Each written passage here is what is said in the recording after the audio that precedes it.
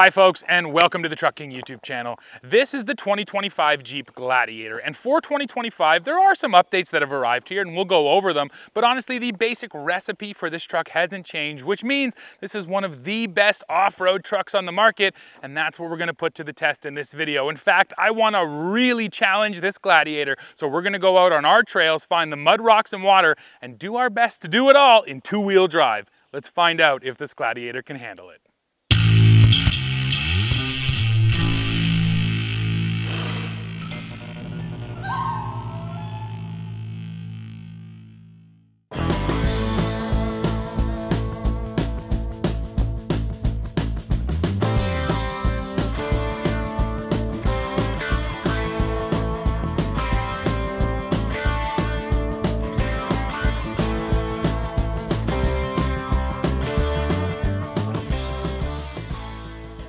Let's start by looking under the hood, and there is a change here for 2025. So you can no longer get a manual transmission in your Jeep Gladiator. That is a sad story, but it is true. You can only now get an 8-speed automatic paired with a 3.6-liter naturally aspirated V6. So the Gladiator only has one single powertrain combination now, and you're looking at it. This thing makes 285 horsepower and 260 pound-feet of torque.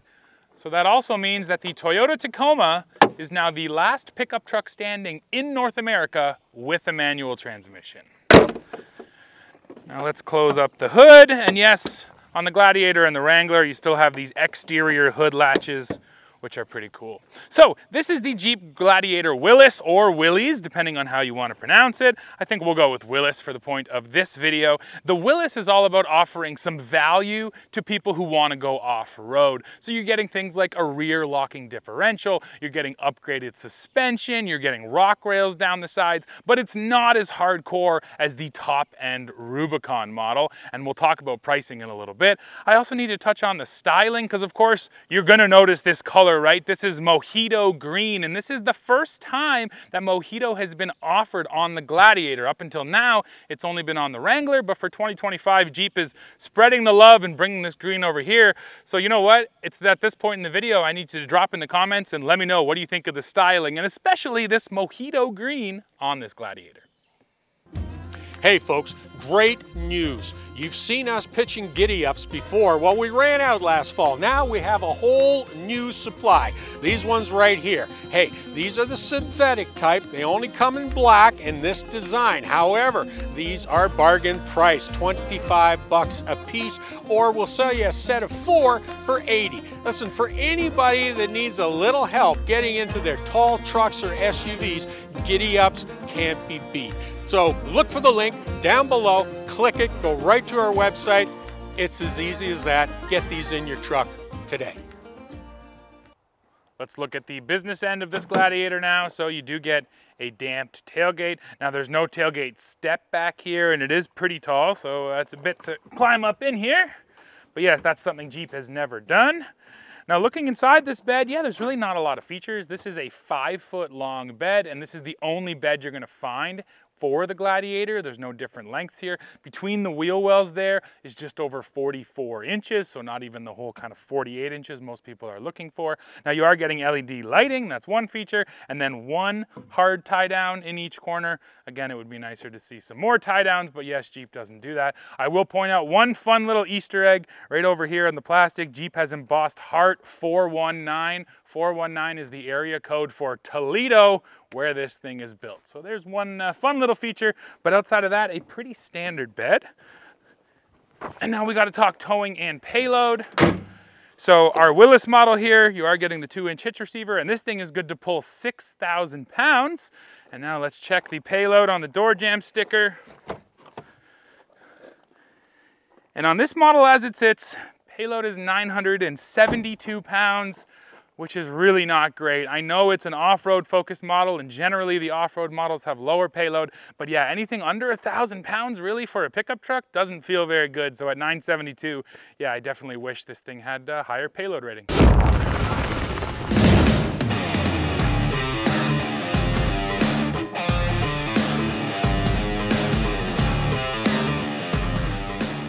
let's take a look underneath this Gladiator now. So I like to start with the tow hook situation, and you can barely even see them from down here, but that's a good thing because they're up there on top of the bumper.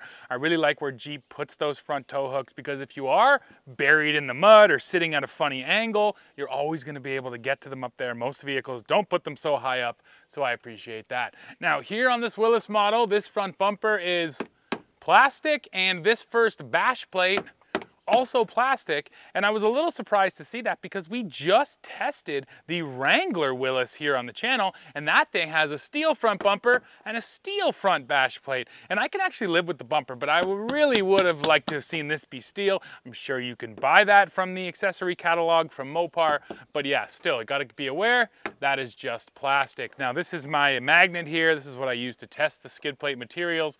As we roll back, I'll show you, yeah, you have a solid axle on the front end. Not a lot of vehicles on the market still have solid axles. This one has solid front and rear. Now moving back, we get to the next skid plate. That's right here. That is a steel skid plate for the transfer case. And what I really like to see is they've actually put in these big steel bars here to support just this skid plate. So if all of the weight of the vehicle came down on here, this is gonna hold it. So that looks really beefy. Finally, one more skid plate over here. That's also steel, and that is a full-length gas tank skid plate. I like to see that as well. Finally, out at the back, yeah, again, another solid axle, and behind that, a full-size spare tire.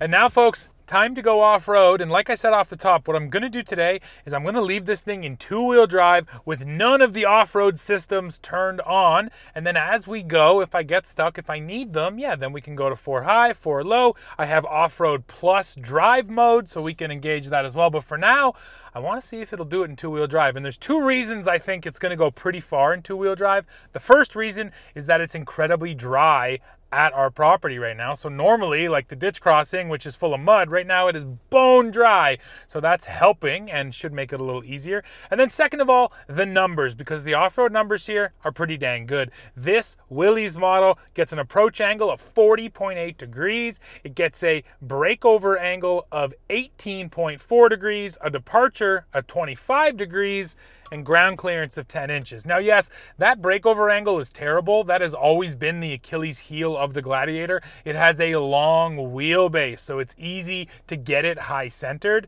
That's one thing we'll have to pay attention to. And actually, the departure angle at 25 isn't great either, and that's just because there's a lot of overhang back there behind the rear axle. But all that being said, they're still pretty good numbers.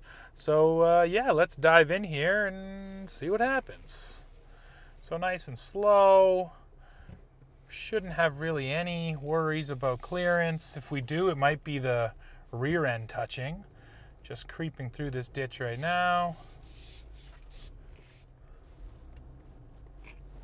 And yep, don't even think I kissed on the rear end. Nice, so two-wheel drive through the ditch, no problem at all. And the other part of the equation here, of course, are tires. This is a set of 32-inch mud terrain tires. So a nice aggressive set of rubber from Firestone.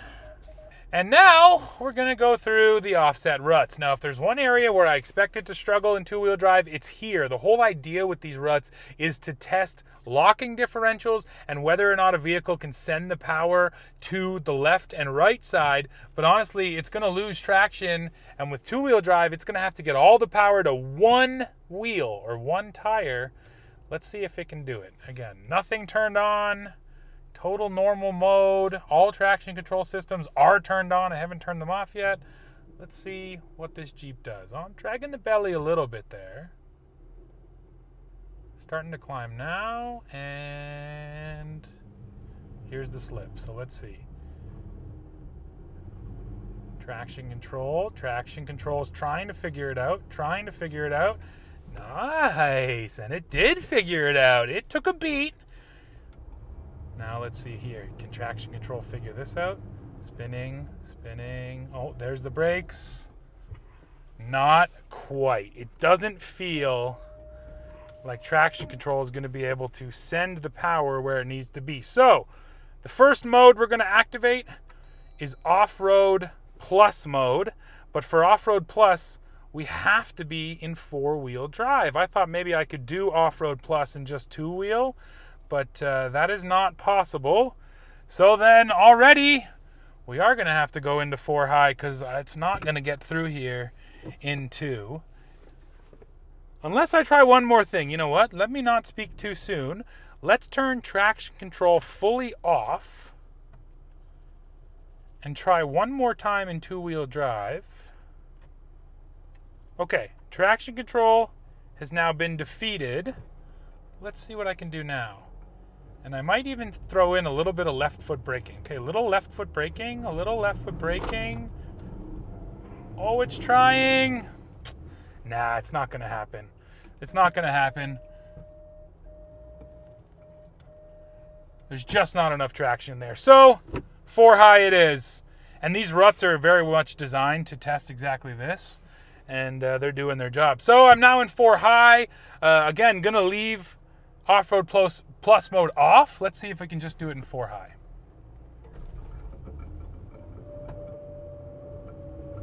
Come on, there it is. So once again, it definitely took the brain here a minute to think about where to send the power. And generally what's happening is this is brake-based traction control. So the wheel that's spinning in the air, it's getting the brake activated and that's helping to send the power across. And yeah, I would say compared to some other models, it definitely took a beat to think about it, but still not bad, and not bad considering I didn't need the lockers or any drive mode, just 4 high. But now let's go find some mud and see what happens out there. All right, folks, now the real sloppy off-roading begins. We're up the hydro line, and normally this section of the hydro line has quite a bit of standing water, but I keep saying it's super dry right now here in Southern Ontario, and yeah, there's almost no water here, but it's still muddy. And actually, for once, you're gonna see the mud underneath, because normally all you see is water. But yeah, today, man, you cannot avoid the mud. So we're diving in now. I do still have it in 4 high, because of how soft this stuff is. I really didn't want to come in here and then auger in 2-wheel drive. Go Gladiator! Beautiful. Oh, we got a rock there, rock there. Very nice. So one of the first things I noticed coming through there, the size of this thing, especially the width. Oh, I'm sliding now. Oh man, usually by the time I get through there, I'm safe coming up these rocks, but it started sliding on me. Okay, all right. Now I backed up a little bit. I'm gonna have to hit it with a little bit of momentum. Come on, go, go, go, go, go, go, go. Yes, nice climb, Gladiator. I just fully lost my momentum there and started slipping on those rocks. Plus the tires are now extra slippery because they're wet and muddy. But back to what I was saying, what I felt coming through there was just the width of this vehicle, how skinny it feels. It really does feel like the right size to be out here doing this. And plus, just like the Wrangler has always had, the Gladiator has excellent sight lines. I can see my fender flares down there. I sit up tall. Everything about the way this vehicle feels from behind the wheel, it just feels at home out here off-road. It feels like when the designers were putting this package together, doing what I'm doing right now was absolutely top of mind. Okay, I'm turned around now. I got to go back through this mud trench. But you know what? I want to use Jeep's Select Speed system. That's its off-road cruise control. And it doesn't let me use it unless I'm in 4 low. So we have to go into 4 low right now because I want to see what this is all about. So Select Speed is on. Use the plus minus on the shifter to adjust the speed. And let's set it, at, I don't know, 2 kilometers per hour. And see how it does. It's funny, it actually kind of pulses the ABS a little bit. That's what Toyota's crawl control system used to do, and then Toyota updated it. Jeep still does that. I gotta say, it is nice and smooth, and my foot is entirely off the brake, off the gas right now. This is all the Jeep doing the driving. Now what I like about these systems is I get to the mud here, I can speed up. So now let's speed up to 8 kilometers an hour. And again, this is all the Jeep. Ooh, back into the mud, and is it ever sloppy out here. Gladiator, very nice. It's fun to see the bottom of this pit for a change. And then up and out. Yeah, again, very smooth. That's always what I'm looking for from these off-road cruise control systems, to see how smooth they are. And what I really like is they react to sort of obstacles so quickly. As I was coming up that hill there, you can just feel the Jeep just momentarily kind of struggles, kind of feels its own weight, and then suddenly the powertrain compensates. So yeah, just like basically every other system, I'd say this one reacts super quickly, nice and smooth. The only thing that felt a little different is, yeah, it was using the ABS, so it was a little kind of noisier than some of the other off-road cruise controls out there. But so far, so good. Let's go tackle the left hook, see what it looks like over there. And now on to our other mud trail, the left hook. But there's really not a lot of mud out here today, folks. She's pretty dry. So I'm still just in 4 high. We haven't needed off-road plus mode yet or any lockers. So let's just keep on going. And I don't expect it to struggle through here at all because it's not even wet. But let's see on the hill, because it did struggle on the last hill with some rocks. So let's see if it's a little bit better on this hill. Now, normally the hard part is right here, so I'll get a little bit of speed. All right, no problem. Now let's see how it climbs the rocks. So the big rock is right there. No problem. No problem. Get the rear up and over. No problem. And yeah, you know what? The tires are dried out a bit now. They've shed some of that mud. So I think on the other rocks, it was just because they were freshly wet. Now, normally, tires on most of the trucks we test don't slip on that hill. So yeah, that might be one knock against the tires. But still, for the most part, it's feeling good. And the clearance feels great. What can I say? Especially knowing you have a 40-degree approach angle. Quite frankly, you can drag your belly and you can drag your rear bumper over stuff if you have to. But if you can't get onto the obstacle, well, then you have no chance of clearing it. Having that great approach angle is definitely the one that's most important over the other two. I don't want to drag the rest of my truck over, don't get me wrong, but I'm saying if you had to, you could. So yes, nice approach angle and ground clearance here, and driving around in the bush, you absolutely feel them because it's just really not dragging on very much. And now down the back side of the left hook. A little bit of water over here, not much, but a little bit. Let's see if we can't make a splash.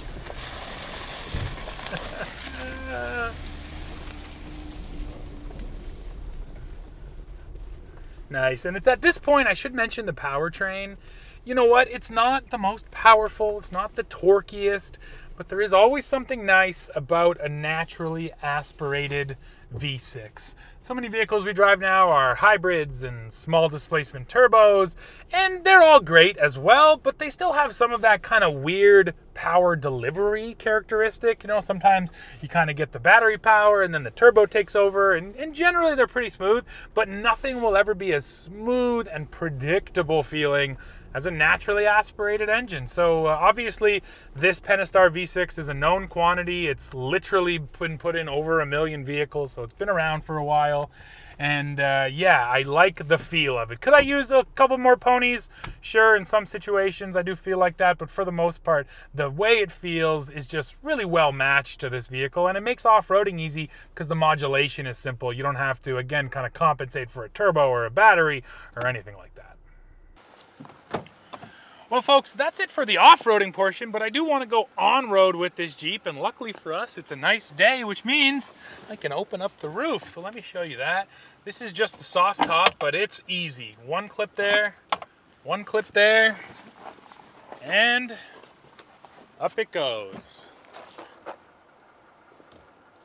If you're shorter, it might be a little trickier, but yeah, if you can reach up here like I can, it really is that easy. And what I really like to see is not only does the front seat passengers get this open air, but so do the back seat passengers. This really does open up the entire roof, and it's quite simple. And yeah, now let's go for a drive and talk about what this Gladiator is like out on the highway.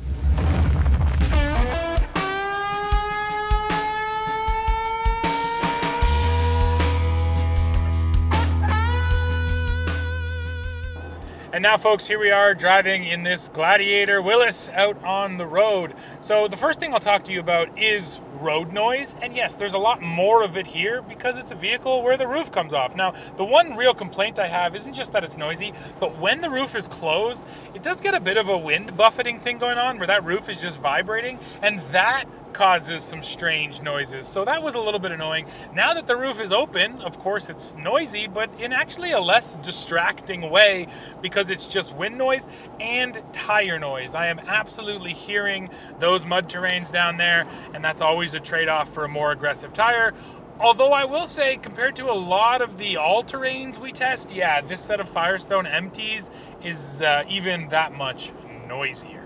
So again, I don't think that's surprising anyone. It's a vehicle where the roof comes off. It's going to be noisy. But the trade-off is this. It's a beautiful sunny day, and I get to enjoy the sunshine, this open air experience.